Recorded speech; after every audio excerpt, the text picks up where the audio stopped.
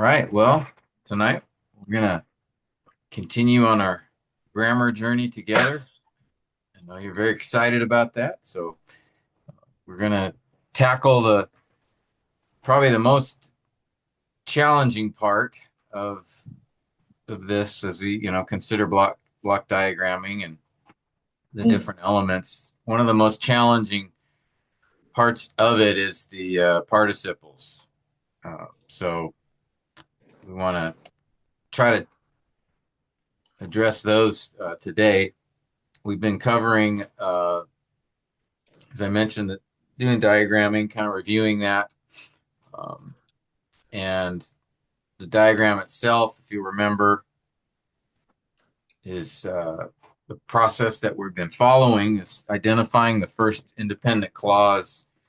I should probably stay in the stanza, and then after that, identifying the rest of the clauses and phrases, and we do that by looking for the connector words. And so, connector words, that's been our focus here in the last several sessions because those are so important in identifying these different phrases and clauses. Because then when we break down the stanza into those phrases and clauses, then we're able to place them underneath the word that they modify, unless, of course, they're independent clause and they go to the left, but on the diagram. But the other phrases and clauses uh, that are dependent, we by identifying them, we can then place them in the right place on the diagram. Um, and so that's why we have spent a little bit of time here on these connector words because they are really the key to helping us see those different phrases and clauses. And even to the word itself, the connector word itself, helps us a little bit in identifying how that phrase or clause is working in the sentence. Mm. Because that's what we want ultimately is we just want to know what's this phrase or clause doing here? How's it working? What's it connected to? Because that's what shows us the structure of the text, what the author was doing, how he was using the grammar uh, to communicate the particular truths. So the different connector words that we have are the conjunctions, prepositions, relative pronouns, and participles. And the last few sessions, we've covered those first three. We've looked at the conjunctions.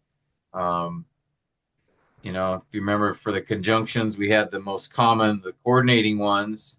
The most common were the and, nor, but, or, and yet, right? And boy.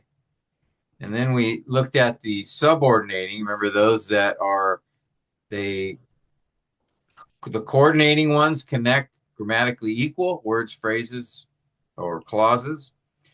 And subordinating places the clause which follows it underneath another word in the sentence.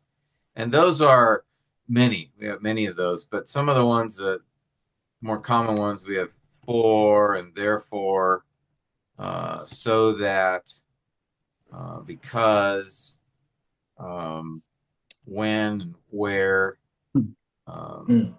though, if. So there's a number of them. There's some that are a little more common than others. Then we looked at prepositions. We spent a little bit of time on those, especially in the last session.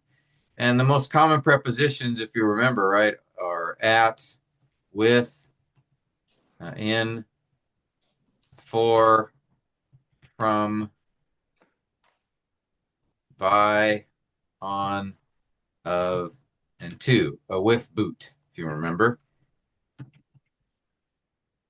And those are Yep. the nine, those nine are the most common and uh, you can capture a number of the connector words if you just remember those nine. And then finally, we looked at relative pronouns. And by the way, prepositions, they connect a noun to another word in the sentence. Relative pronouns, remember who or which, sometimes that. There's only um, and then there's the variations whom, whomever, whichever. But if you can see who or which or that, they relative pronouns will connect a dependent clause to another noun in the sentence. Because notice pronoun tells us right away, since they are pronouns, that means they are connect to, represent, point to another noun in the sentence. So they're always going to modify a noun in this case. Prepositions will modify either a noun or a verb. But relative pronouns are always going to modify a noun. Speaking of that, as we consider participles, Mm.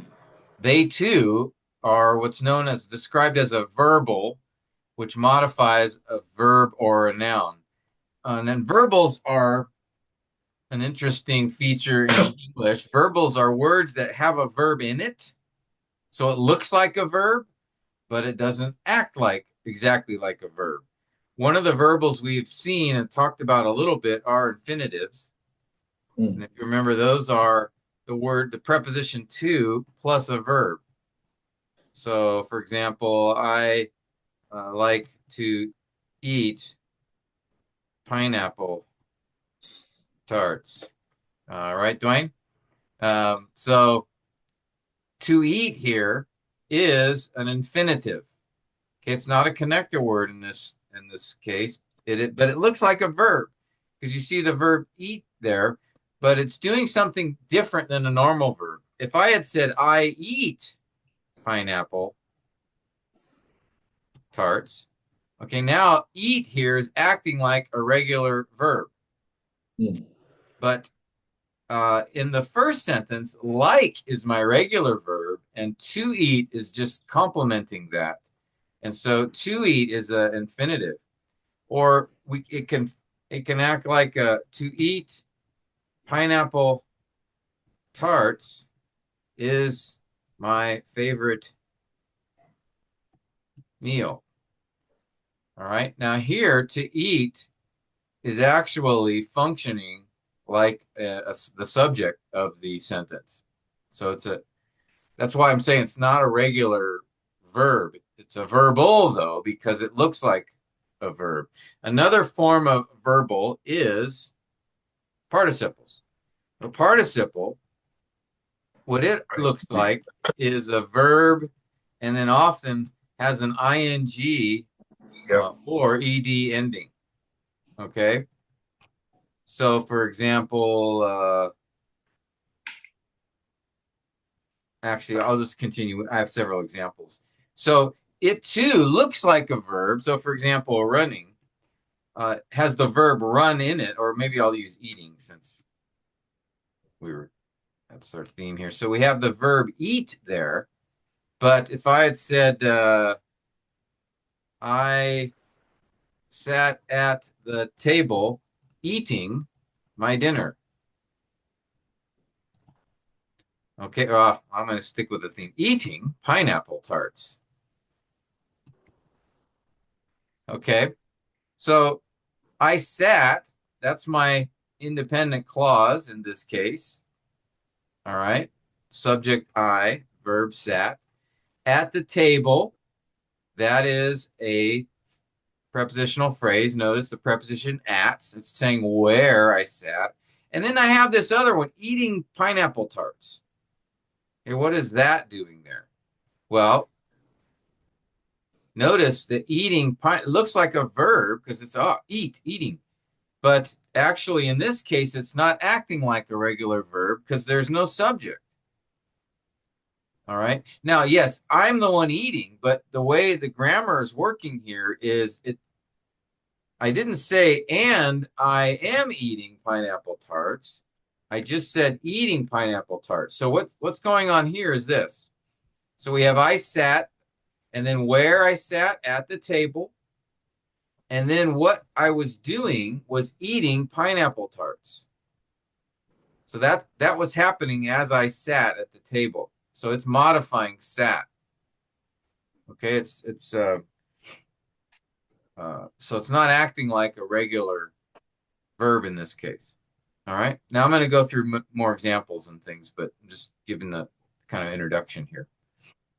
So verbal, again, a verbal is a word that has a verb in it, but it doesn't act exactly like a verb. There's one more verbal. It's called a gerund that we'll look at a little later um, as well. Okay, so again, the form of a participle, it contains a verb root that ends with an ing or sometimes ed endings. So, and then how they function. This is the key. Participles in English can modify a noun or a verb. And let's remember there were four basic parts of speech in English: the noun, the verb, the adjective, or the adverb. Okay, those are the four basic um, parts of speech. Remember, a noun, right? It's a person, place, or a thing. We have things like pronouns, which point to nouns, but those are still functioning as nouns. We have verbs, and you remember there are two kinds of verbs. There's the verbs of action and verbs of being. Right? The verbs of action or describe a subject is doing something. A verb of being, like is or was or become, are a verb of being, the subject is something. Right? But in both cases, those we have the two kinds of verbs, and then we have adjectives, and those simply modify a noun. They describe a noun, what kind, which one, who, how many. Okay.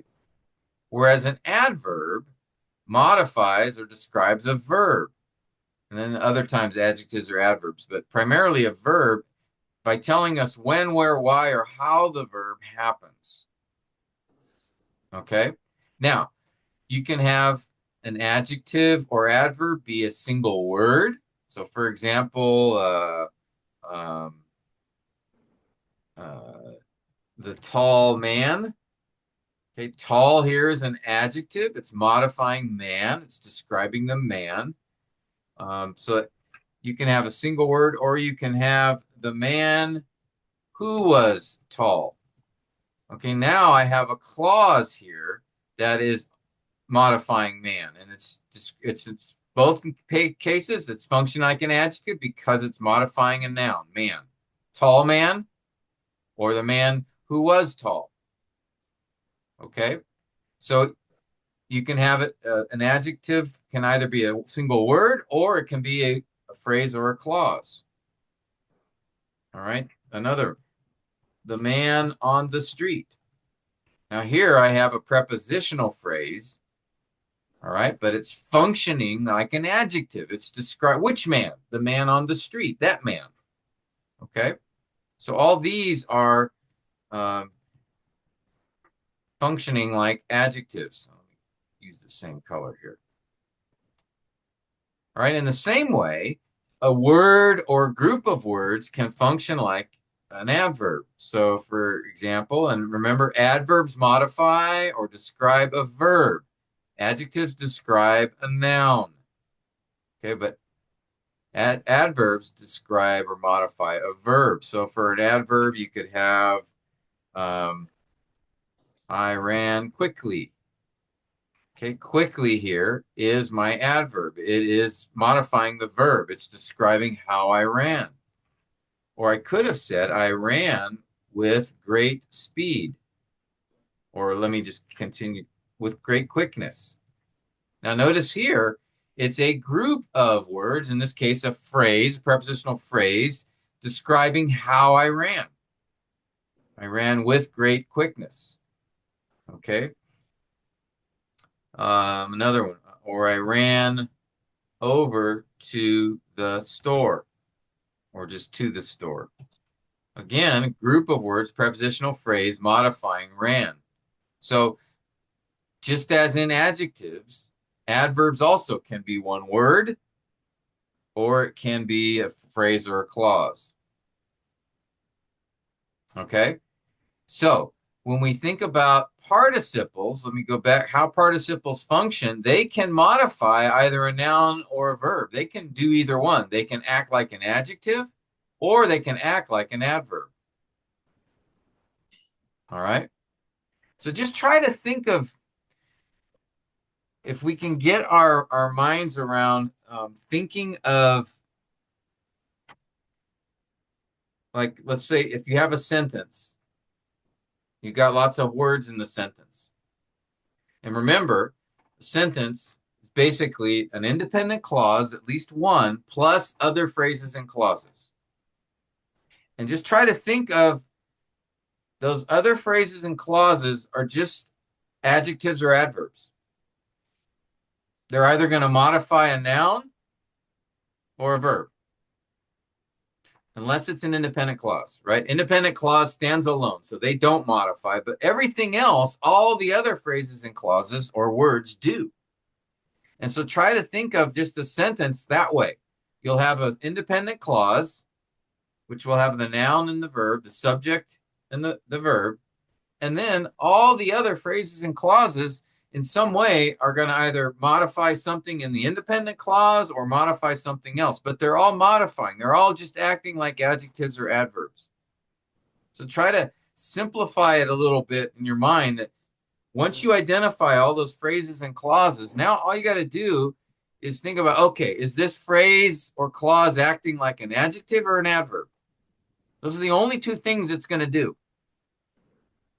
That phrase or clause, which again could be one word or several words, is only going to be modifying another word in the sentence. Remember, I talked about it earlier when we do diagramming. A sentence has a main idea and supporting ideas. Okay, and so the main idea, that's the independent. That'll be represented by an independent clause.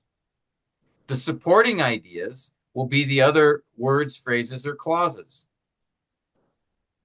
And they're simply going to modify something else. Either a word in the independent clause, or sometimes else a supporting idea supports another supporting idea, right? So they'll modify another word or phrase in one of the other phrases or clauses. But I think if you can kind of think of simplifying, you have a stanza, say in a poem, or you have a paragraph in in an epistle, is just try to think, okay, there's an independent clause, sometimes more than one, and then there's just all the other phrases and clauses are simply going to act like an adjective or adverb. All right, they're going to modify a noun or a verb in the sentence. Okay, and so that's why we go through these steps where let's identify the first independent clause we see, and then let's look for all the other phrases and clauses. And that's why these connector words are so important, because they show us, they begin a phrase or a clause. And then we're just going to go, okay, now that I see these phrases and clauses, how are they working? Well, there's only two ways that they can work. There's only two functions that they have. They're either going to modify a noun or a verb. Okay? So then the challenge is which noun or which verb. But at least if you can be thinking it's just one of the two, and then, okay, well, how do I know if it's modifying a noun or a verb? Well, that takes us back to those basic questions that I included in the table here.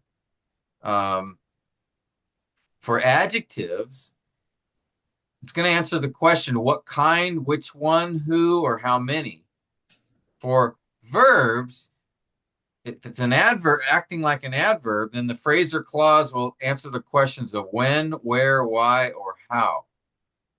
Okay, now there's a few other ways that adverbs function. They can also be a condition or a concession or concurring. There's some other ones, but really these are the four basic questions that adverb will typically answer. So if your phrase or clause addresses one of these questions, then you'll know it's modifying a verb. But if it's one of these, what kind, which one, who, or how many, or it's describing a noun, then it's going to modify a noun.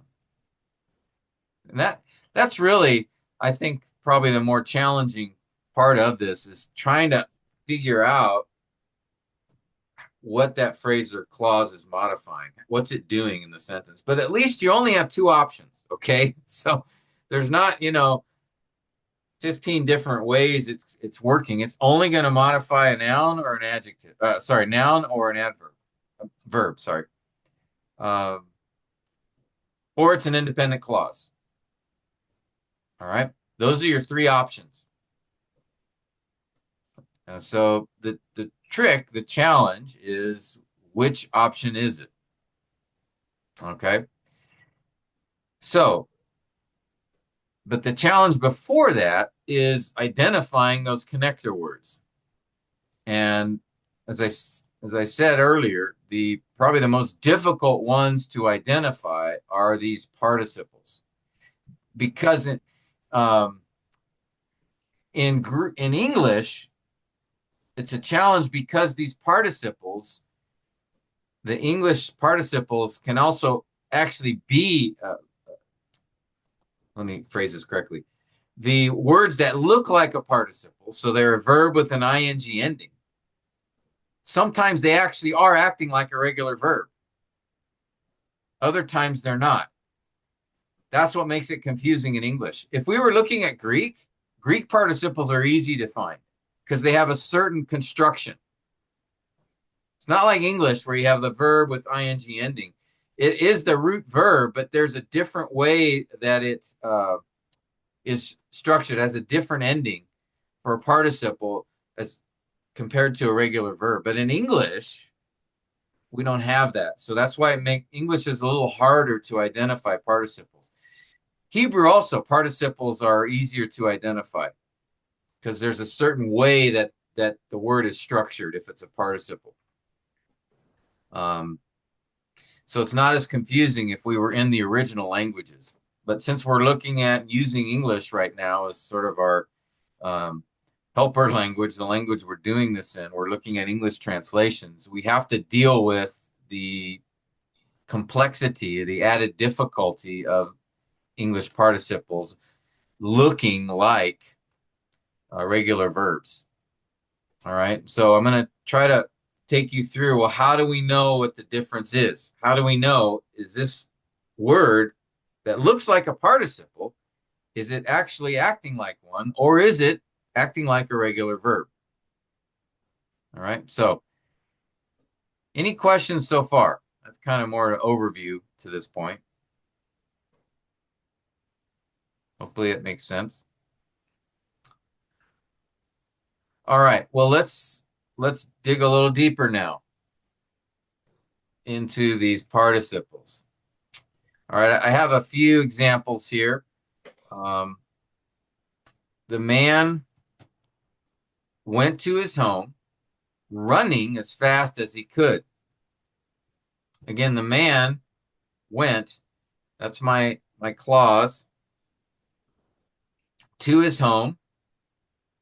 That's my, it's a phrase. Notice the word to, preposition, to his home. That's indicating where he went. It's a prepositional phrase. And then running as fast as he could. Well, what's going on there? Well, running here is my participle. There's no subject. And so it's describing how he went to his home. So if I were to diagram this guy, I have the man went. Where did he go? To his home. So that's answering the question where, modifying the verb, and then running as fast as he could. That's how he went home. It's answering the question how, it's modifying the action. It's saying how he went. Okay? So in this case, running is my participle. Notice there's no subject in front of running. Yes, it is the man running, but in this case, grammatically speaking, there is no subject here because the subject man goes with the verb went in this case. All right. Another example. And here is where we have a participle, but it's acting like an adjective. In this case, it was acting like an adverb because it's modifying went. It's modifying the verb. Okay, how he went. Now, in this sentence, the running man went to his home as fast as he could. Notice I changed this. I moved the word running. Now the word running is in front of man. mm, It's modifying the man this time. It's not saying how he went home. As fast as he could is saying how he went home. But in this case, man running goes with man. And notice it's that same form, run plus ing. So it looks like a verb, but actually in this case, it's modifying a noun. So it's not behaving like a verb because it's a participle. So I would have the same, the running man went to his home. And in this case, as fast as he could is how he went. Whoops, sorry. The man went.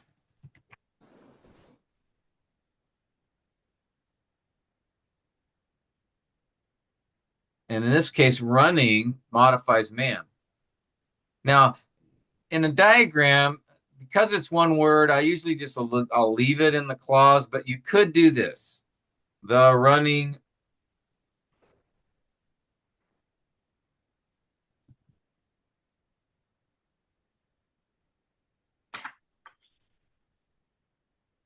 You could do it this way, where running is modifying man. So I just put it above man to keep the word order, but it's modifying man here. You could do that if you want.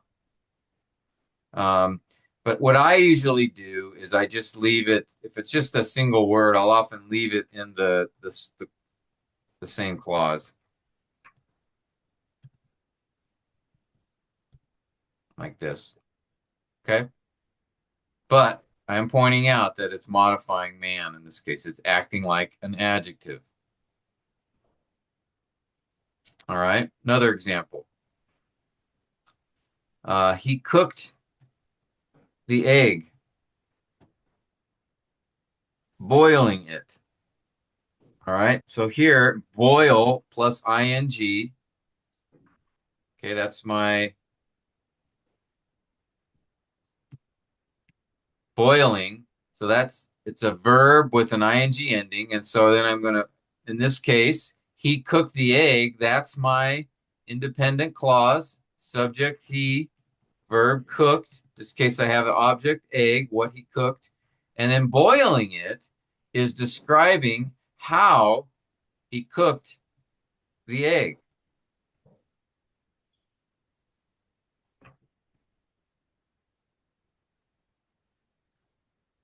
So I put it under cooked. It's modifying the action. How he cooked it, boiling it. Notice boiling has no subject. It's functioning as a participle here.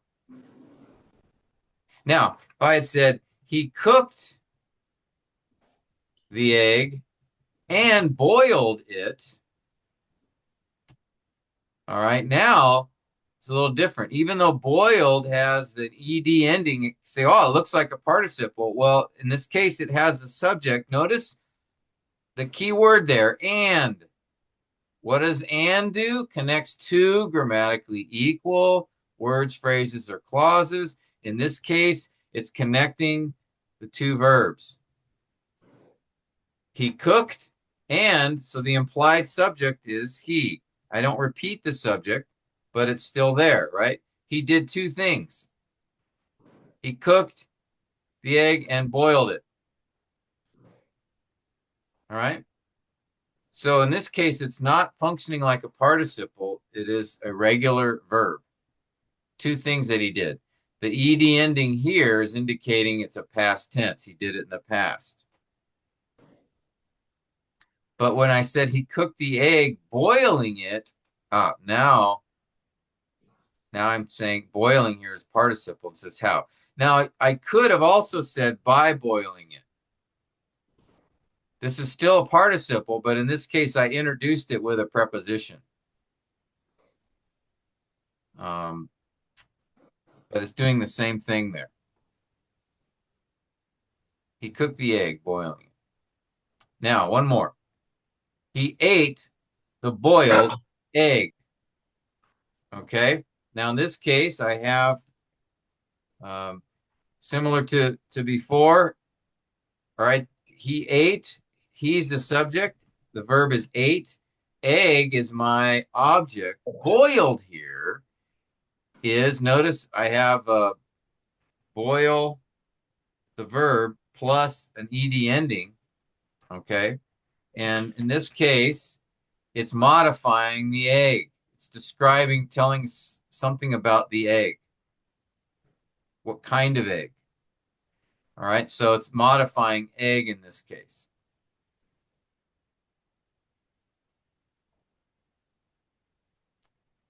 Okay, so these examples, they all indicate a uh, participle.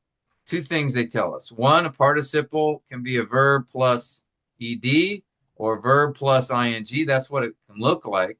Secondly, how the participles can modify a noun. Again, that they can act like an adjective or they modify a verb.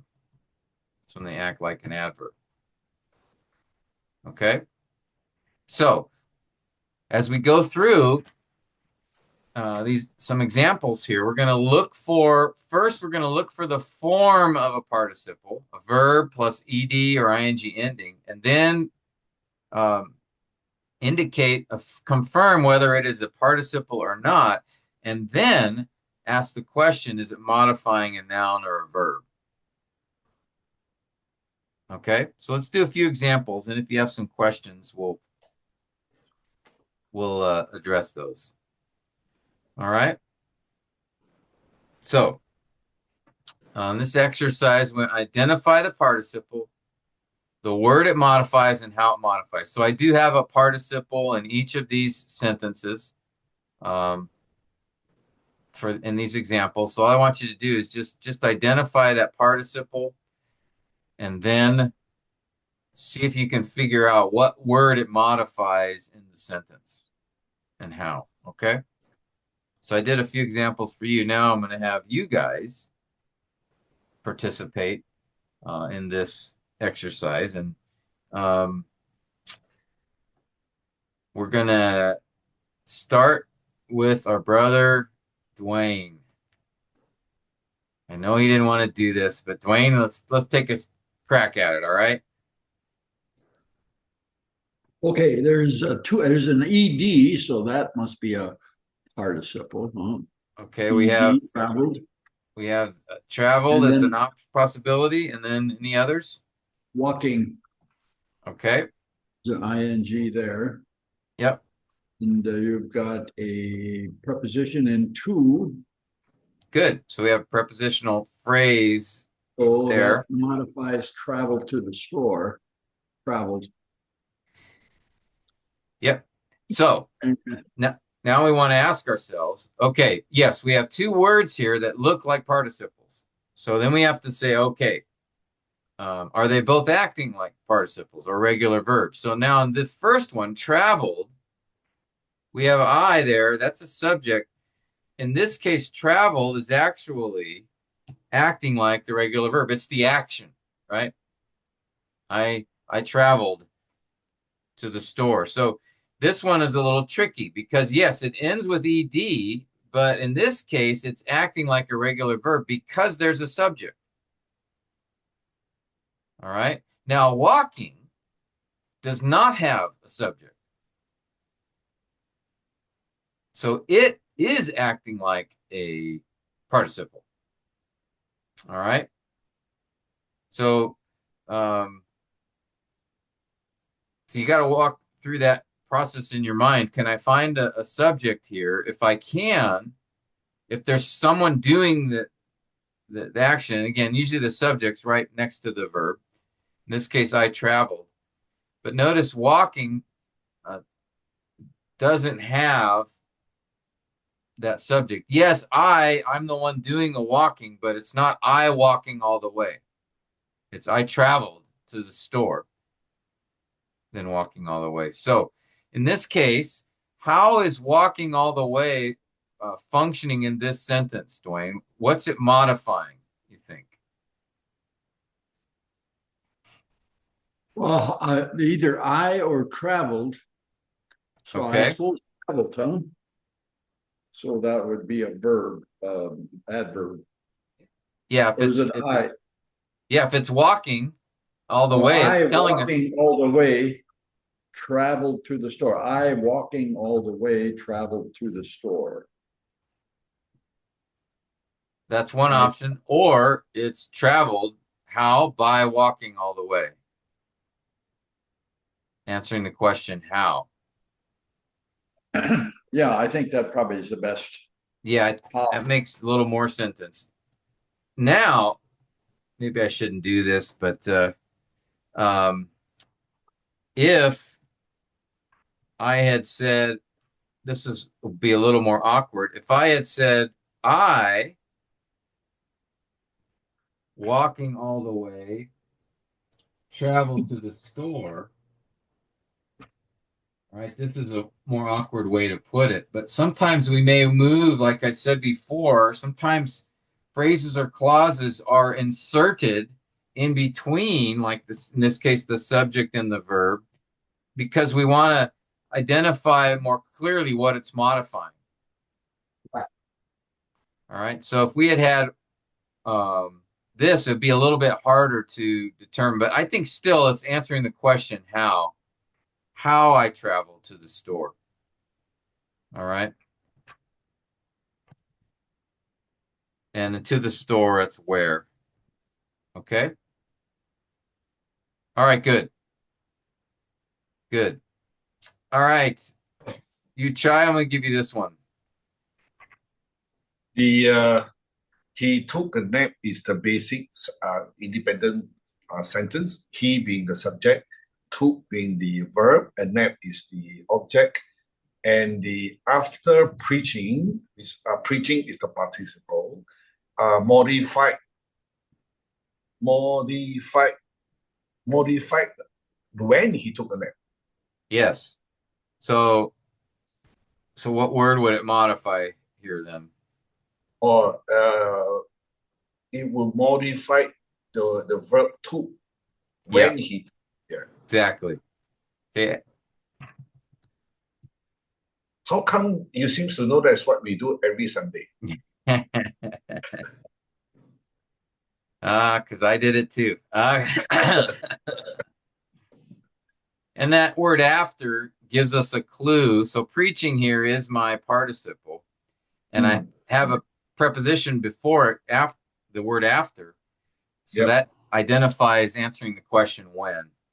Mm. Okay. All right, I'm going to give you a second one here. Similar wording. Well, again, he took a nap is the independent sentence, Yes. right? The subject, the verb, and the object. Having preached, again, modified the timing or when he took a nap. So having preached modified the verb took. So having preached, in fact, acts like a adverb that describe or give us more information of the verb took. But this, compared to the earlier one, seems to give a sense of more immediacy. It's almost like immediate after he preached, he took a nap, as compared to after he preached. I mean, after preaching, that could be, I don't know, 1 hour, 19 minutes later. But having preached seems to be a bit more immediate. Yeah. Um, it could indicate that, or it could indicate why he took a nap. Yeah, yeah, yeah. Or So having, yeah. we would need more context. This is just one sentence, but Mm. but in either case, it's going to modify the verb took. Yeah. Either answering the question when or perhaps why. Now, after preaching is clearly when. Okay, but Yes. this one here, having preached, could be a reason as Okay. well. But either way, it's describing or modifying took. Mm. Yeah. Okay. Pastor Tim, can I ask a question about this participle? Yeah, certainly. This is actually from, I was doing block diagramming for Numbers chapter 15, as I email you about Numbers chapter 15. My question is this. If you look at Numbers chapter 15, verse 1, we have a participle. Verse 1 says, the Lord spoke to Moses, saying, right? Speak to the people of Israel and say to them, right? My question is the word saying is definitely a participle. My Yes. question is why you want, I mean, why Moses or the text using a participle saying to modify the verb spoke? Because, I mean, when the Lord spoke to Moses, obviously there is some verbal words coming out. Unlike the one that you gave right earlier, I travel was one earlier. I travel as quickly. No, I walk as quickly or something, or I travel walking. The walking describe how the person traveled. He was not jogging or running, but he was walking. But in here, my question is almost like the word saying, the participle saying is a bit unnecessary.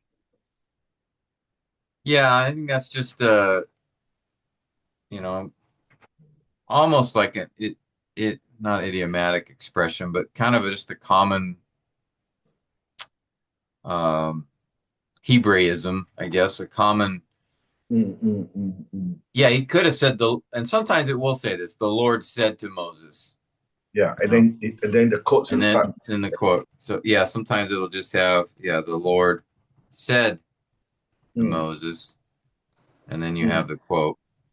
yeah. Um, but yeah, it's just I don't think there's any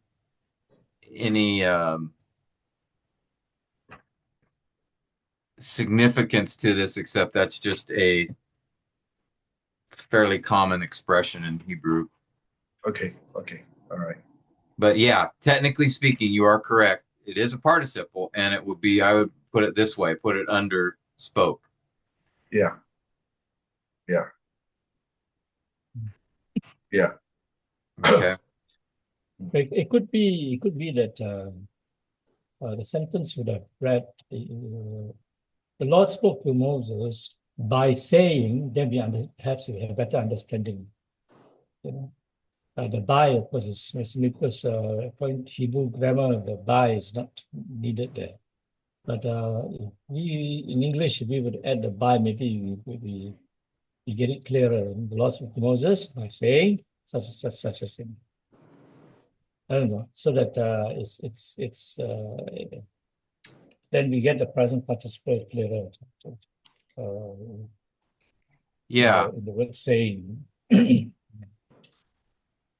Yeah, you have like, here's an example in Numbers 1:1.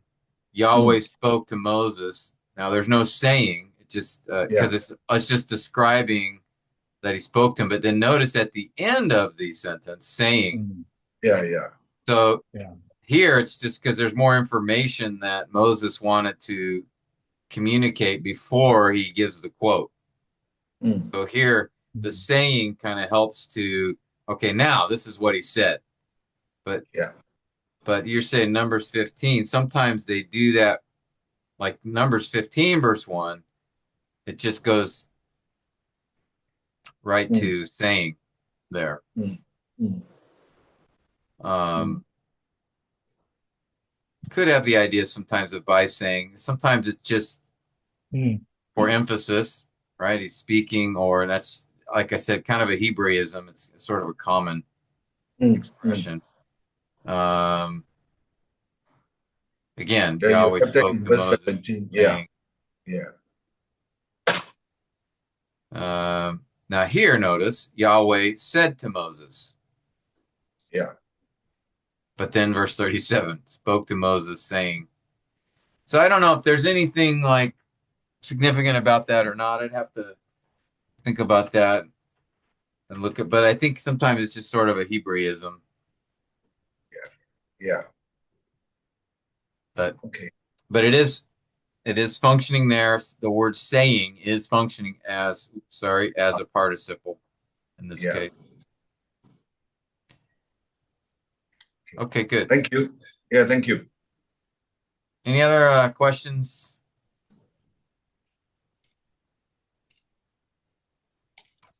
All right. Let's have Fu Wei do this one. Okay. Pre-summon had a great impact.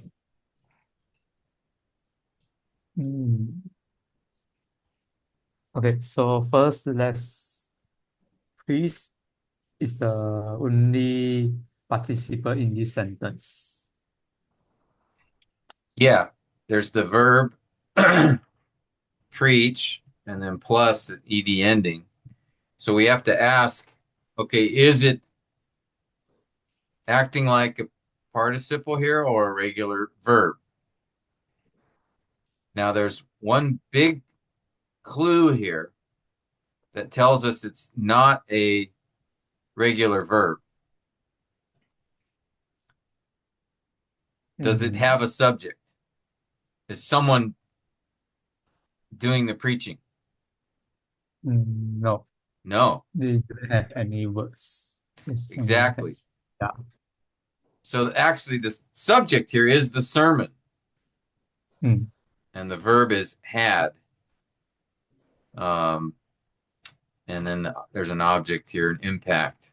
But the preach then is, so what's that modifying? There's no subject, so it's not a regular verb here. It is a participle. What word is it modifying here, you think? Okay, we modify the word sermon. Yes, very good. So that means it's acting like an adjective. It's describing the sermon, the preached sermon. All right. So in this case, like I said, in a diagram, you could technically, if you wanted to, you could diagram it this way. The sermon, because the goes with sermon, and then preached modifies sermon. You could do it that way if you wanted. Because technically, preached modifies sermon here. It's describing the sermon. However, I usually just leave it in the same clause because I recognize that it's doing that. So in this case, the preached is really not. So it's not introducing a phrase or clause. It's just describing the sermon here. So that's why I just would leave it in the same. Okay, you won't see this very often.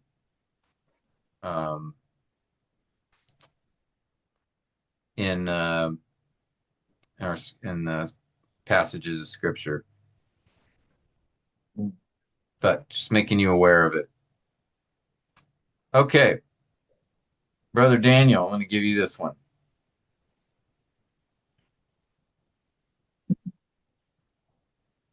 Okay.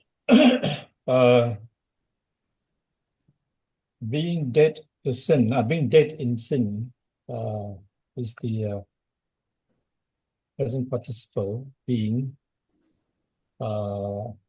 modifies that unable to save ourselves, unable to save, cannot save.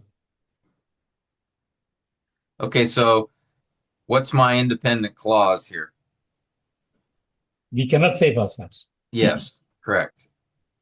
All right, so notice in this case, inserted this participial phrase in between the subject, we, and the verb, cannot save. And then ourselves is the object. So, and then you had described we.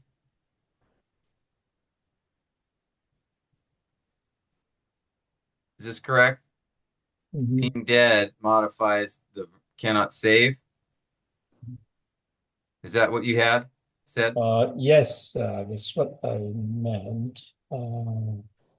Yeah. Okay. So, or could it be that we being dead in sins also describes we? Yes, because what if, Yeah, that's right. Yeah, we. because I have a second sentence I was going to have you do where I changed Mm, the location. mhm, So again, like I said, sometimes the author might move that phrase around because he wants mm, to indicate what he is, mm, what's being modified. So it could be, in this case, just describing we, right? mm. Says something about we. Yeah, Or in the second example, it's at the end, maybe to make it more clear that it's modifying yeah, cannot save, cannot say. Yeah, answering the question, why? that's been dead to sin. Now, dead in sin. Being dead in sin. Now, being dead in sin in this one could also modify cannot save as well. And just it's emphasizing, it was moved forward to emphasize the why. Because another way this could have been Mm, done mm. is it could have been being dead in sin, We cannot save we ourselves. cannot save Mm, ourselves. yeah. And there I would say it's more likely modifying Mm. cannot save. Cannot save, and being dead in Just put, sins becomes a participle phrase. Yeah. yeah. And so it could be at the beginning of the sentence just for emphasis. Mm, For example, um, if we go to Ephesians 2, we see this. It says, you were dead in your transgressions and sins. Literally, it's you. And then notice there's a footnote here, being dead. So it's mm, literally you being dead in your mm, trespasses and sins in which you formerly walked. Um, so there's no regular verb. There's no independent clause really in this first three verses. mm, It's you being dead in your mm, transgressions and sins. Which sins? The sins in which you formerly walked. How did you walk? According to the course of this world. How did you walk? According to the ruler of the power of the air. Um, which ruler? The spirit now working. Where is he working? In the Son. So there's all these are modifiers, modifiers, yeah. modifiers, Yeah. modifiers. Yeah. There's Mm. no regular verb in the first three verses. Then we get to verse 4, but God, But and notice being rich in being mercy. rich. So you Mm, being dead in sin, mm, God being rich in mercy. Ah, mm, made us made us alive. alive. Yeah. There's my independent clause. God made Yeah. us alive And raised us up with and him raised us up and and seated seated us. So there's us. three. Yeah. But Yeah. notice here, you being dead, the being dead there is a participle, but the English translation put were dead Mm, to make it a little more uh, easier to follow. I think all of the translations. So the LSB did note that it's literally being dead. mm, The New American Standard also noted that. The ESV did not give that clue, so you wouldn't know that a participle is there. Hmm. The New King James, notice this is very interesting. You he made alive who were dead. That is actually probably more obvious. I was thinking, Pastor Tim, if you can go back to the LSB version, sorry, that really the basic sentence in verse 1 to 3, would it be right to say you were by nature children of wrath? Well, grammatically, um, You you and being dead, yeah, I it's know just a weird you. construction. No, I So was just thinking the word you and the word the you, the word is the word in the middle of verse 3. right. Yeah. Basically, you were by nature children of wrath. Yeah, but I don't think mm, mm. Yeah. Um,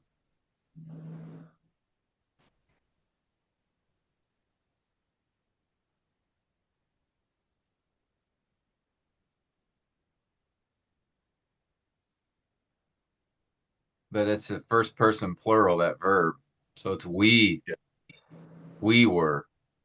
Yeah. So it's going to we also. So that Oh, this were is going to we here. okay, okay. Or not you, then. Mm. Yeah. No. So it's part of the modifying. Um, so it's an interesting construction here. So there is the you here has no regular verb actually. The I whole see. thing verses 1 to 3 all modify you Mm. with And no there's no real verb, no. Oh, wow. Okay. no regular verb connected to it. Verse 4, but God, being rich in mercy, God make us alive. made us alive. Yes, right. So there That is is a amazing. subject God, Uh, and then made us alive is my verb. yeah. All right. And then as Daniel pointed out, um, And raise us and up raised us up Seated us. and Mm. seated. and seated us. Yeah. Okay, those are all. That's the independent clause in verse 4 and following. But verse Yes. 1 really doesn't have an independent clause. Mm. Mm, Paul is mm, just describing. So that's why the English translation, otherwise, people, if they were reading it and it said, you being dead in your trust, you're kind of going, well, where's my verb? Well, so that's why mm, the translations put the word were there. mm. But it's interesting, the New King James sort of inserted, and notice it's Yeah, italicized. yeah, yeah, that's right. Mm. It's Mm. jumping to the kind of the idea in verse 4, Mm. but it doesn't really say that. And I think putting that in actually takes away from what Paul is doing here. He's really And trying then, to emphasize our state apart from Christ. mm, mm, Mm. All right. And and, then contrasting you being in this state, right? Being mm, dead, Okay. Yeah. walking according to the course of this world, according to the ruler, Mm. um, Mm. right? Among whom we, right, the sons of disobedience, those are who we are. We were formerly conducted. We were by nature children of wrath. So these really all just are describing you. They come under you. mm, mm. So, In so Pastor, contrast, sorry. sorry. No, no, I was just thinking, Pastor Tim, would it be right to say then, from verse 1 to 6, if you follow the rule that the main authorial intent is always in the verb, then the sharper focus of verses 1 to 6 is that God made us alive, God raised us, God seated us. That is the main focus, and the sharper focus, rather, and not about the state of us, our state being dead in sins and transgression. Um, say that again. Sorry. I don't think I Okay. followed you.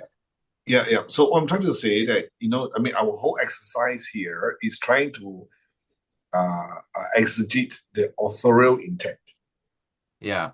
or the main authorial intent. So would it be right, a sharper focus or a sharper way to exegete the authorial intent from verses 1 to 6 is that really the author is trying to focus the fact that God made us alive, God seated us, God raised us. And the main authorial intent is not about the state of us being dead in our sins and transgression. That is more by way of contrast, but not the main authorial intent. Would that be right to say, or I'm just getting it wrong? Well, I think he's drawing attention to, there's emphasis here on, though we were in this state. Okay, notice you were, and I put literally being dead here, Mm, mm, mm, right? Um, And then everything else you can see from the diagram, all the rest of this just comes out of um, Describing you. You were saying. describing you. Yeah. Okay. Um, and then we don't have there's no, in the original, there's no subject, verb, object. I should have just canceled this, make it a little more clear. Because it's literally you being dead. Mm. So this would be really like this. Oops. Mm.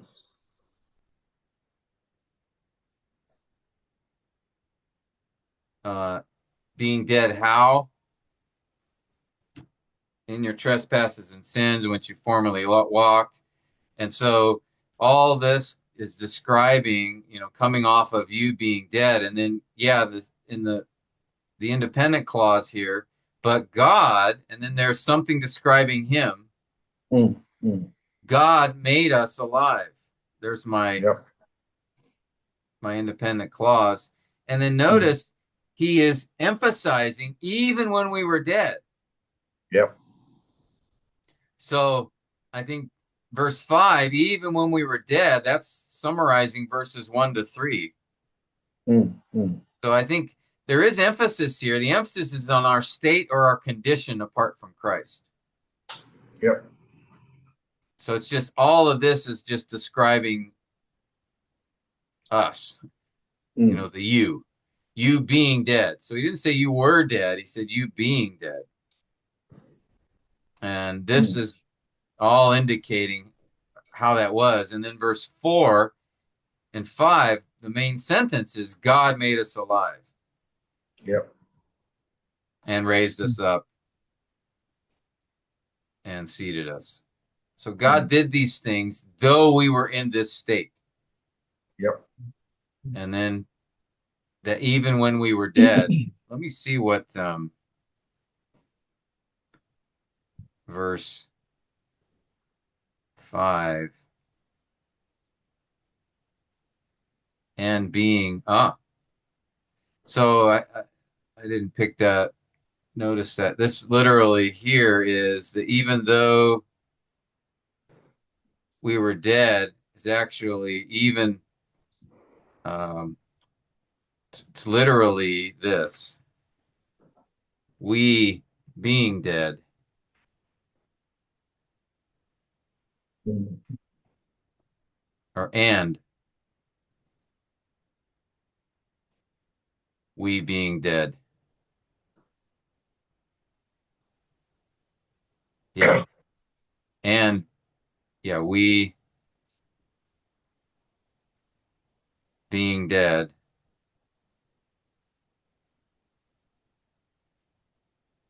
Yeah, in sin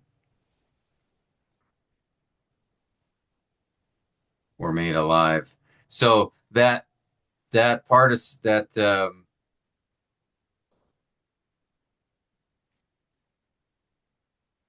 same idea is expressed here. It's literally we being dead, and we being dead. God made us alive. So it is a even closer match to you being dead, and then Paul just repeats it, we being dead. Mm. God made alive.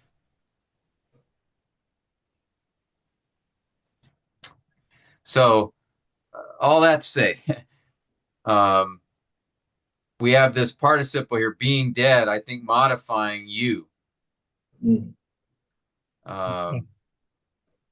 Because there's no verb for it to modify Mm. in this context. There's no regular verb that being dead goes with. It's going with you because he's emphasizing our state, our condition without Christ. In contrast to God made alive.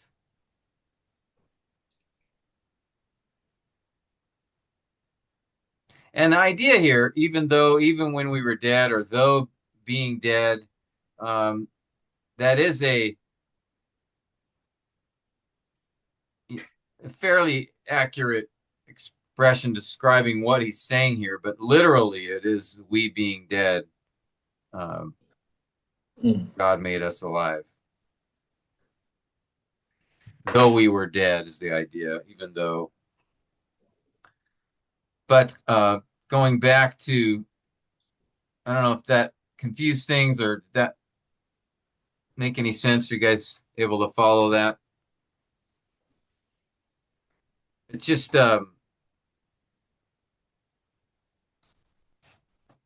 coming off of that example we were doing here, right? We, being dead in sin, cannot save ourselves. And so um, it could go with we, or it could go with cannot save. And you need a context to help us have an idea. Grammatically speaking, it can go with either one. Mm. Mm. It can function as an adjective describing we, or it could function as a verb describing why we cannot save. Um, and in the context of Ephesians 2, this same construction, you being dead in sin, etc., Mm. he's really emphasizing the you because there's no verb there for it to connect to. But in the sentence I gave you, we being dead cannot save ourselves. Well, we have a verb there. So it could go to the verb describing why we cannot save, or it could be going to the noun indicating, describing the we. And so you need a context to help answer the question. Okay. So sometimes the word order can give us a clue. So moving that being dead earlier could say, well, I want to modify we, but it doesn't have to. But that could be a reason, or it's for emphasis. Putting it earlier gives emphasis on that. And I think that's what Paul's doing. You being dead in your trespasses and sins, and then the next two verses emphasize that. And then he comes back in verse 4, but God being rich in mercy. So there again, that context is telling us that the being there, right? You being dead. And then verse 4, God being rich in mercy. Mm. Mm. Which I would put, could either go here, describing God, or describing made us alive. I would tend to probably put it under here, because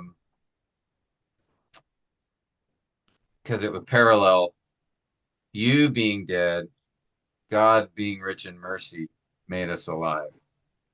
But it could also describe why he made us alive. So that would be something you'd have to Yeah. decide and wrestle with as far as when it is. Would it help if the word being is replaced by, say, you, like first one, you who are dead. You are dead in your trespasses, blah, blah, blah, blah, blah, and so forth. But God, who is rich in mercy, then the meaning comes out there. Well, that's what the translators were trying to do by using the Yeah, word word. yeah. But I think at the end, at the end of the day, I think the same idea is being conveyed. Yeah. Our state, our condition, Yeah. apart from Christ. So it's not, I think when we would explain it, or teach it, we'd be saying the same thing. Mm-hmm. But I think the fact that it's a participle makes it even more emphatic or more clear that it's describing the you and like our condition. I think it's just giving maybe a little bit more emphasis. And then the contrast, you being dead, God being rich in mercy. I think it just draws that out a little bit more by having it be a participle. But yeah, when we explain it, it's, I think the meaning, we're going to be pretty much the same, whether we say you were dead or you being dead. Yeah, but being dead, I think is a present participle, right? So that means we are still in that condition until God saves us. So if you were dead, means that there was a time. I mean, the times was when we were dead. Yeah. So again, it reflects in time. I mean, I'm just trying to nitpick. Yeah. And that's a participle. Actually, a present participle does give more emphasis to the present tense nature. Yeah.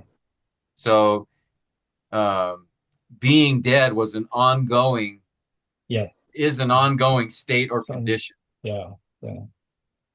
So, Until God saved us, and He being, yeah, in great mercy, therefore now saved us. Yeah. because the being dead in verse 5, even when we were dead, it's also a present participle there. So, Yeah, and we that's right. being dead. So it's really contrasting or emphasizing that apart from Christ, state of Okay. death, ongoing, constant. Yeah. Yeah. But then God made us alive, and notice he says in Christ. Yeah. In verse 5 there. So, and it's an And aorist. being rich in mercy, it shows that God is still rich in mercy. I mean, He hasn't stopped. Yeah. You know? Yeah, exactly. And that God being rich or rich in mercy. It's kind of interesting. Let me look at this.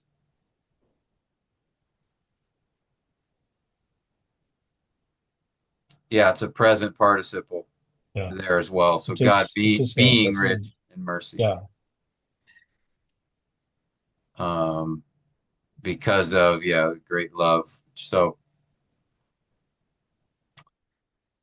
now you might say, well, how would I know this? I mean, if I don't know the Greek text, what's going to tell me that there is a participle there? Well, for one, the LSB and the New American Standard translations give a footnote, right? So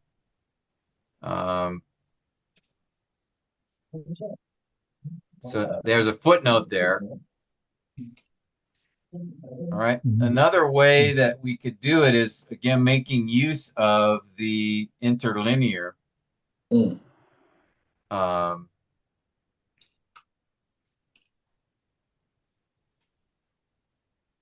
Okay, where we go to, can you see on your screen there, Bible Hub?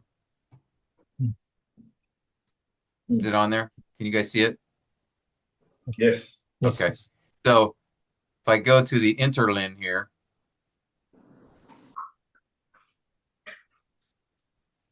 and then I want to go to Ephesians chapter 2. Oops. Let me click for chapter. And then go to chapter 2. Okay, let me increase the. So then I could just go with, okay, here's my, and then the subject you, and then there's my participle. Being. You guys see that? And here below it says present participle active. So it tells us you being dead. If we go down to verse 5,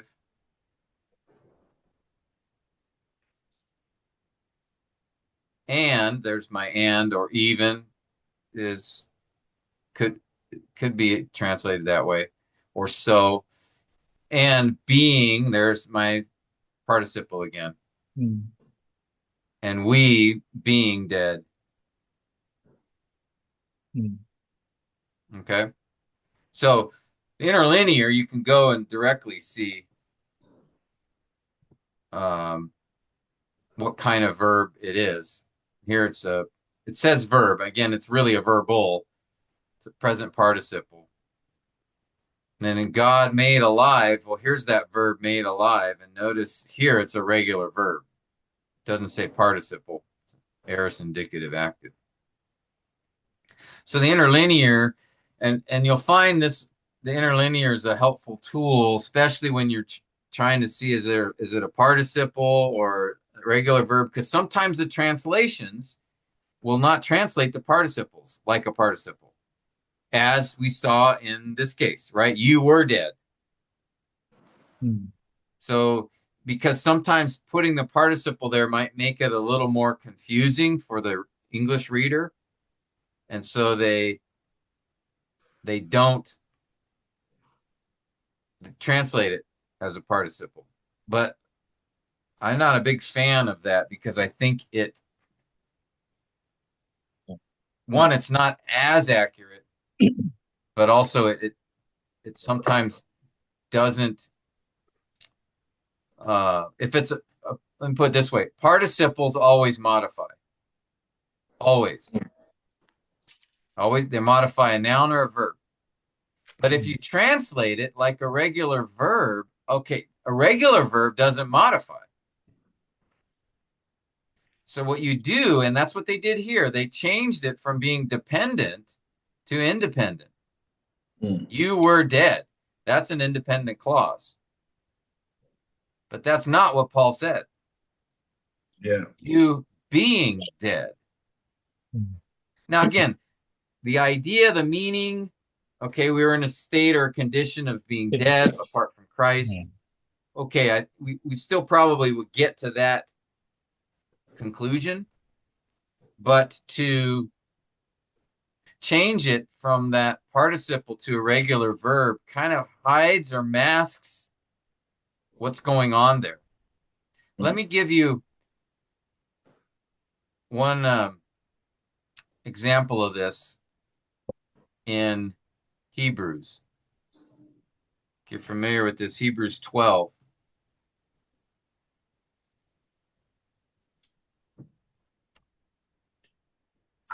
Therefore, since we have so great a cloud of witnesses surrounding us, let me use the New American Standard first. Therefore, since we have so great a cloud of witnesses surrounding us, let us also lay aside every encumbrance and the sin which so easily entangles us, and let us run with endurance the race that is set before us. So let's do this.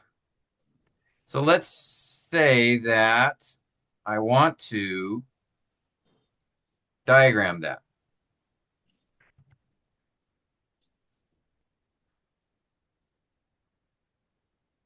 Okay, this is my Hebrews 12. All right, so therefore, since we have so great a cloud, let me just do this real quick.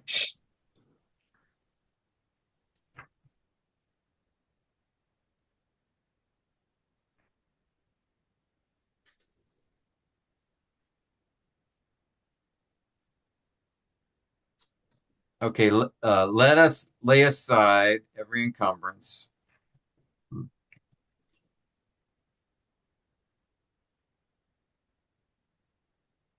All right, I'm just going to diagram this and then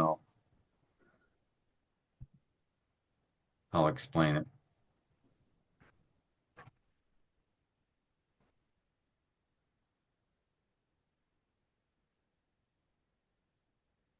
Okay.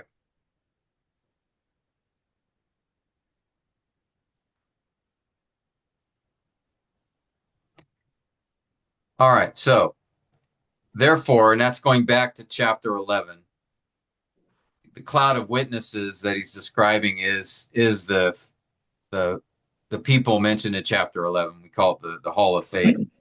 Okay. Yes. So then he says, let us lay aside every encumbrance. So the verb is lay aside. And then the encumbrance is the object. And then lay aside every encumbrance and the second object, sin. Which sin? The sin which easily entangles us. All right. Now, since that's describing, that's why, right? Why lay aside? So it goes with lay aside here. Okay. And then, so the first, this is a form of a command, right? Let us lay aside. So do this first. And then second, let us run. See that? Mm. Yeah. Okay. And so, and then let us run, let run. That's the second command. How do we run? With endurance. And then here, what do we run? The object here. So let us run the race. So let us run the race. That's my independent clause there. Let us lay aside every encumbrance. Okay, that's the first one. So let us run the race. How do we run the race? And then which race? The race that is set before us. Which sin? The sin that. Okay, so, and then these are describing the cloud. Which cloud? And then notice surrounding, participle, modifying cloud, describing the cloud. So here we have 2 points. So if you're preaching this passage, how many outline points would you have? 2. 2, right? First, lay aside every encumbrance and the sin which entangles us. Why do we do that? Because we have this cloud of witnesses around us. So you'd explain that. And then second, let us run with endurance the race. Which race? The race set before us. How do we run with endurance? Now, here's the thing. Lay aside is not a main verb. It's a participle in the original. Yeah, the LSB will have a different rendering. It say laying aside. Yes. So if I go to the LSB translation, therefore, since we have so great a cloud of witnesses surrounding us, laying aside every weight. Yeah, that is a participle. And then if you go to the, let's go to the, so we say, wait a minute, well, which is it? Yeah. Let's go to the interlinear.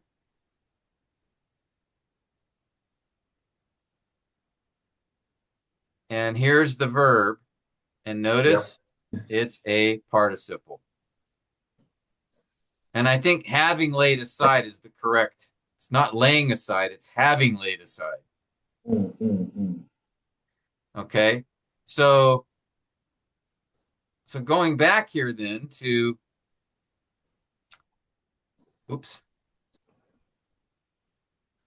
Where's my, here we go. So actually, it's not, this here is not a regular verb here. So it's actually laying aside. So what does that change? Well, if it's laying aside, or again, better, having laid aside, it actually is going to modify run. So here, let me do it this way.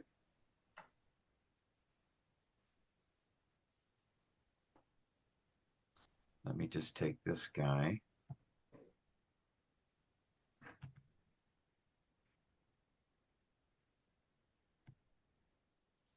Okay.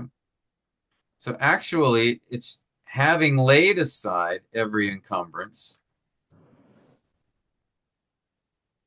If I follow the,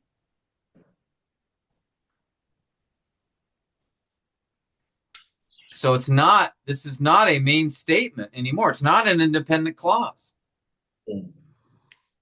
Okay.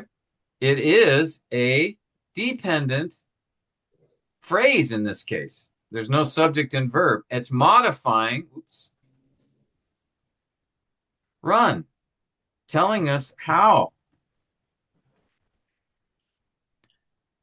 Or perhaps even a condition.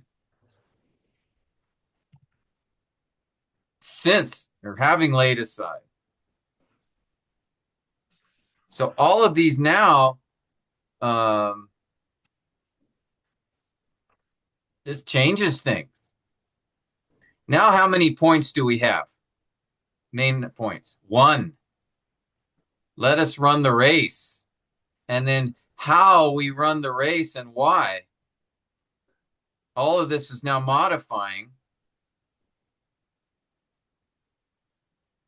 Run. Run. Run. You see that? Mm. And I think, so here, this is what we had before. 2 points. There's 2 actions being prescribed here, commanded. These are in the form of imperatives. Let us lay aside, let us run. So it'd be 2 imperatives, 2 actions. But I think the more correct translation is 1 action. Let us run. And then having laid aside is we've already repented. And see, this is where the context will support this. Because if you go back to Hebrews, first, the whole book of Hebrews, what's the purpose? To identify, declare the superiority of Christ, right? As our great mediator, greater than Moses, greater than the angels. He's the great high priest. He's the sacrifice. He gives all these reasons. Why did he do that? Because the recipients were being tempted to go back to Judaism, to depart from Christ. So Paul's, or not Paul, I don't believe it's Paul, but the author of Hebrews is saying, look, why would you do that? Jesus is superior in every way. After making that argument, the middle of verse 10, he now says, he makes a turn and he says, let us hold fast. So don't give up. And so the whole theme from the middle of chapter 10 through chapter 12 is to endure. If you can go back, you can read this. The end of chapter 10, the author says endure by faith. And then he gives these examples of endurance by faith in chapter 11. And then chapter 12, he says the greatest example is Jesus. And his emphasis is on run with endurance, endure, don't give up. So even the context, the immediate context, and then the purpose of the book, the focus is endure, don't go away from Christ. And so why? Because they've made a commitment to follow him. So having laid aside, having repented, run the race with endurance. So I think it's actually a significant error to translate that participle as a regular verb. Because what it does is it says, it's telling us, he's saying do 2 things, when really it's 1 thing. Endure. Run with endurance. He uses it. And there, the reasons he gives are, we have a great cloud of witnesses surrounding us. They're testifying of God's faithfulness. And that's the whole point of chapter 11. Therefore, since we have this cloud of witnesses surrounding us, those saints who have gone before us, who God has been faithful to, they endured by faith, so can you. It's the idea. So we have, why endure? We have this great cloud of witnesses. How do we endure? Well, we've laid us, or condition, we've already laid aside, we've repented, right? So let us run. How? With endurance. And then he says another how in verse 2, fixing our eyes on Jesus. Oh, here, let's just look at that. Another participle. Yep.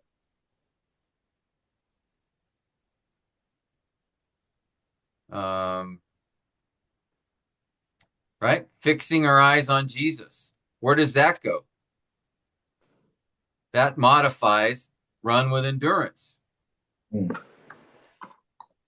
All right, so it would go, let us run, and then we continue with verse 2, fixing our eyes where? On Jesus. Again, this is another how. Yep.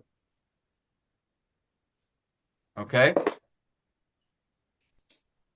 Oops, this isn't who, this should be how. Let us run, how? With endurance. How do we run? Fixing our eyes on Jesus. So participle here, participle here. Wow.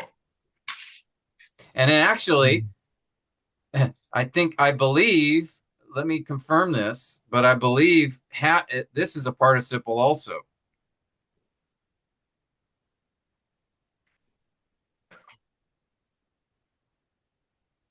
Yes. So having the cloud of witnesses is also a participle. Mm. So it's really this. Having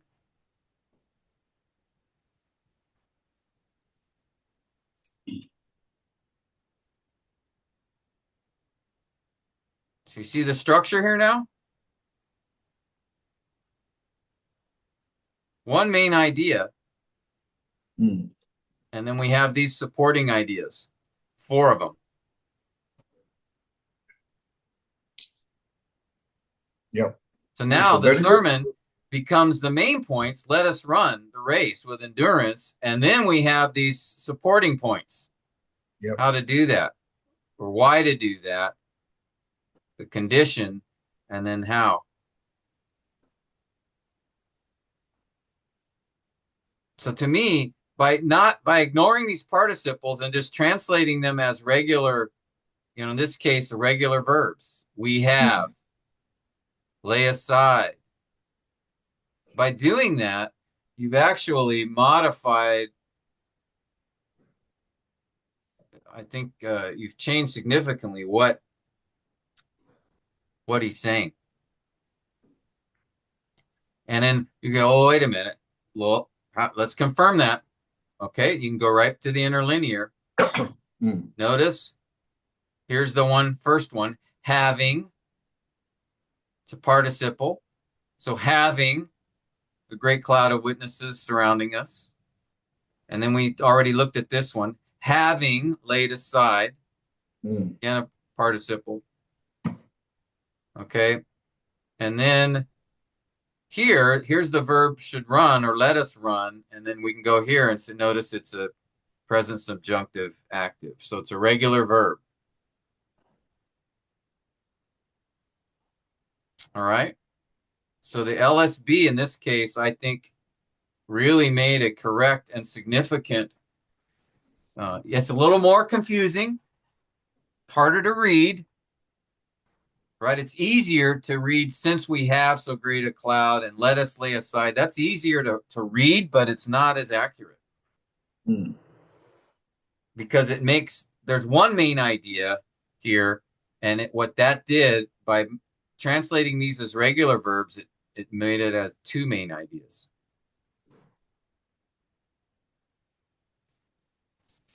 And like I said, you can go in the context and make the case for that the LSB translation, even in the context, makes the most sense because the emphasis is on running the race with endurance, is enduring. I think he repeats the word endure 6 or 7 times from chapters Yep. 10 to 12. Okay. So You're gonna have to put that in the notes and send it to us so we can chew on that one. That's amazing. Yeah. Thank you, Pastor Tim, because it makes the reading of Hebrews 12 verses 1 to 4 so much more sharper and accurate. Well, it follows what the Holy Spirit wrote. Yeah, that's right. I think Pastor Tim, when we see Saint Paul in heaven, I think we got into trouble with him. He said, "What I meant is one thing. What are you guys saying? There are two things or three things." Yeah, if it was Paul. Oh yeah, that's right. But It may not whoever be it Paul. was, yeah. Yeah, So yeah, this is, the challenge with translations, right? Is you're trying to make it easier to read. mm, And when you put a bunch of participles in there, it does make it harder to follow. yeah, But I would rather stay closer to the original mm, and just in this case, especially in this case, because of the significant difference in idea being communicated here. So that's one of the reasons that really sold me on or convinced me the LSB is being good, because they really tried to be more consistent there with the participles. I've seen this in some other passages as well. yeah. And No, Pastor so, Tim, I noticed a similar thing in Hebrews 10, verses 19 to 25. Uh, some translation translate really the verb let us, there in the LSB, there are only 1, 2, 3, which is verse 22, let us draw near. Verse 23, let us hold fast. Verse 24, let us consider. But some translation in verse 25 translate as let us not forsaking. Not forsaking. yeah, And then verse 25 as well later, but let us encourage one another. But really it's participle, encouraging one another, not forsaking. Yeah, that's the one. Yeah. yeah, I'm trying to see. These are all okay though. You're talking about verse 25? Yeah, verse Not, 25 is not forsaking, but some which is translations says let us, oh, that's okay. This is LSB, is it? his LSB. Yeah, but Let us not forsake or something. yeah, Let some us translations encourage say one let us another. not forsake. Yeah. And Yeah, and someone said that it is vegetarians lettuce. yeah. Lettuce. Okay, no, just a trivia. I've seen the translations putting the lettuce Not forsaking. five lettuces. That's right. That's Yeah, there's only 3 in the original. Yeah. Yeah. The Greek original is 3, right? Yeah. Yeah, and you can confirm that, you guys can do that yourselves by just going to the Bible Hub. Bible Hub. Let's go back to chapter 10, verse 19, 25. Mm. 20. No, you got some more. Okay, this is verse 19. Is this, yeah, chapter 10. Yeah, correct. Yep. Yeah, let us, or we should. It's a present subjunctive, which it's an imperative force. So let us draw near. Mm. Verse 22. Let us hold fast. So again, regular verb there. Mm. And then verse 24. We should think. Yeah, let us consider. Let's consider. Think, regular verb. And then verse 25, not forsaking. Yeah, Participle. it's a participle. Yeah. And then next one is not what is it? But Encouraging. Yeah. Yeah, encouraging. participle. Yeah. So it's describing here how we consider. Yeah. Or how we stir up. Yeah. Yeah. By not forsaking. By. Mm. So 25 connects to verse 24. But yeah, if you Yep. make it a separate one, let us not forsake, let us encourage, then it's just a parallel command. But Yep. actually, verse 25 is supporting verse 24. And some make the argument that it's supporting all three of the commands. But I think it makes the most sense to support verse 24. How do we stir up one another to love and good deeds? By not forsaking, assembling, and by encouraging. All right, good example there. So yeah, pay attention to those things. Because again, if you translate it as a participle, then it's going to be modifying something. Because participles always modify. But if you translate it like a regular verb, those don't modify. They connect to a subject. Yeah. So that can have a significant impact on how you understand the text. So like the example in Hebrews. So most people, I mean, most sermons you're going to hear, they're going to follow because the classic translation is making those two commands. Let us lay aside, let us run. So most sermons, guys just followed that. Yep. But I think it's more accurate to recognize that as a participle, having laid aside. Let Okay, us run. just to clarify, what does LSV stand for? The Legacy Standard Bible. Oh, yeah, okay. What I thought. I just wanted to check. Yeah, that's the one the masters, some guys from Master's Seminary took the New American Standard and just made a few adjustments. They changed the Lord to Yahweh. Servant, they changed to slave, and then I think they also they were a little more clear or accurate with the participles. And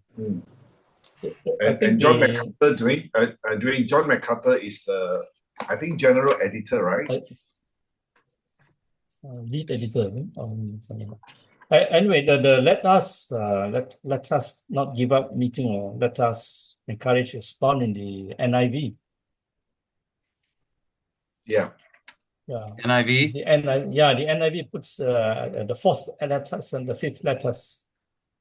Oh, because I didn't see that there. Yeah. The NIV I had doesn't have that, not giving up meeting together. Maybe the older. Yeah, Pastor Tim is NIV 1984. Yeah, NIV 1984. Yeah.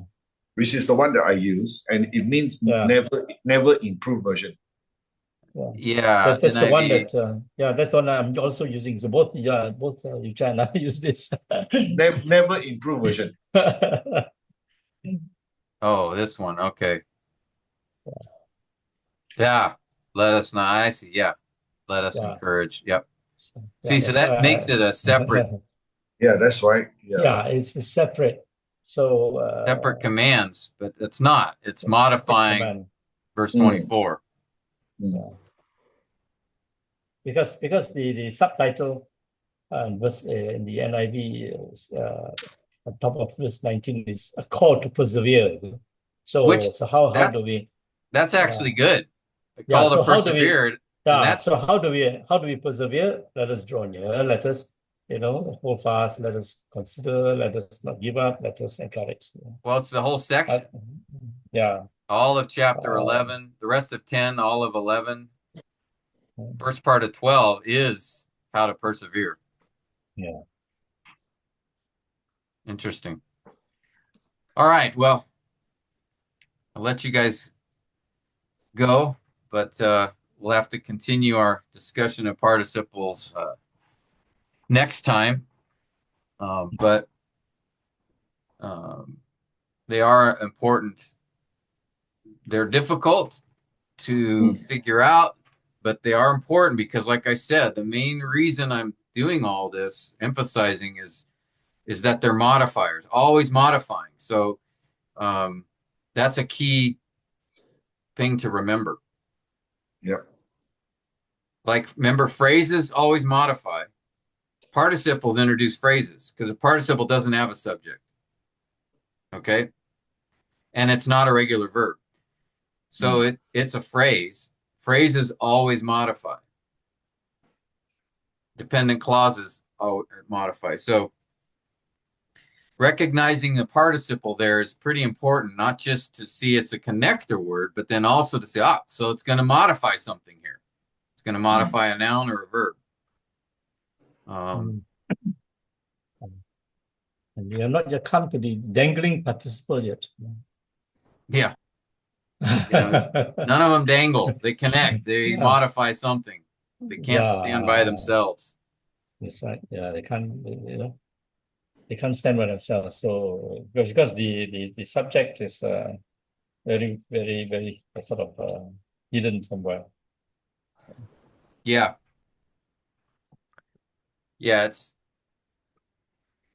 And in Greek, it's participles in Greek behave similarly to English participles. Actually, Greek, it's even a little more complicated. They have other uses. They have other functions, but there's a lot of overlap. So yeah. All right. Well, thanks for letting us go a little overtime. I'm going to be in the month of March. Be involved with. I'm doing Shepherd's Conference, then I'll be in Pakistan. So we're going to be taking a break here in March. So I can so that give you time to study these participles more. But so we won't be gathering again until after March. I guess April 1st will be our next time together, because the next 4 Tuesdays I've got won't be available. Maybe the 11th, actually. We'll see. I get back the 10th, so we'll see. Possibly the 11th. I'll let you know. All right. Okay. Well, hopefully that was helpful for you guys. Appreciate your time, and maybe ask Chun-Si if you could close us in prayer.